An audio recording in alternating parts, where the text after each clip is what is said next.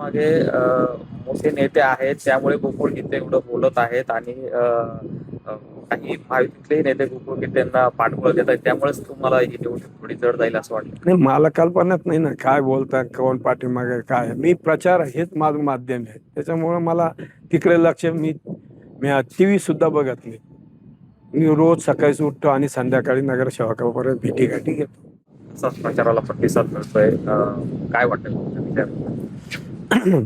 महायुतीचे आमचे नेते माननीय मुख्यमंत्री देवेंद्र फडणवीसजी, आमचे ते दुसरे माननीय उपमुख्यमंत्री एकनाथ शिंदे साहेब, त्याचप्रमाणे माननीय उपमुख्यमंत्री सुमित्रा वहिनी, त्याचप्रमाणे युतीतील सर्व आमचे नेते लोक या विधान परिषदेचे तिकीट मिळाल्यापासून माझा प्रचार करताय आणि मी या महायुतीच्या सर्व नगरसेवकाला भेटणं चालू केलं तर त्यांचं प्रत्युत्तर मिळतं, भाऊ तुम्ही 6 वर्ष चांगलं काम केलेलं आहे, त्याच्यामुळं तुम्हाला काही हत नाही, 100% तुम्ही विजय होणार आहे.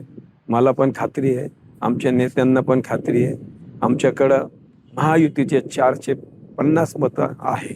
अनेक नेत्यांनी गोकुळ गीतेंची मतदारणी करण्याचा प्रयत्न केला. भाजपकडून ते बंडखोरी करून उभे राहिलेले आहेत, परंतु त्यांनी आता कुठल्याही प्रकारे माघारीचं काही स्पष्ट केलं नाही. काय वाटतं तुम्हाला, थोडीशी निवडणूक गोकुळ गीतेंबद्दल कशी जाणार आहे?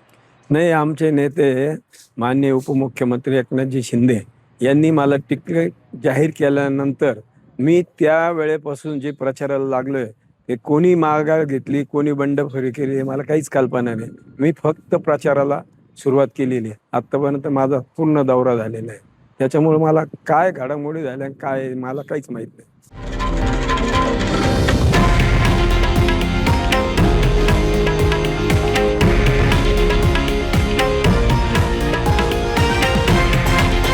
हे आहे देशातील नंबर 1 न्यूज नेटवर्क आणि आपण पाहत आहात TV9 मराठी, एकमेव.